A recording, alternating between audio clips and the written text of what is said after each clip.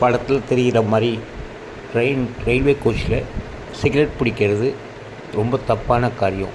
இது செக்ஷன் 137 பிரகாரம் அவங்க பனிஷபிள் ஆக்ட்.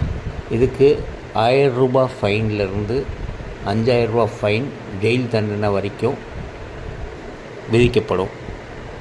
பேசஞ்சர் யாராவது இதுக்கு அப்ஜெக்ட் பண்ணுறாங்கன்னா இந்த மாதிரி வீடியோ எவிடன்ஸ் க்ரியேட் பண்ணி ஆர்பிஎஃப்ஓ 139ஓ இல்லை அங்கே இருக்கிற டிடிஆரையோ ஆர்பிஎஃப் போலீஸையோ கம்ப்ளைண்ட் பண்ணலாம்.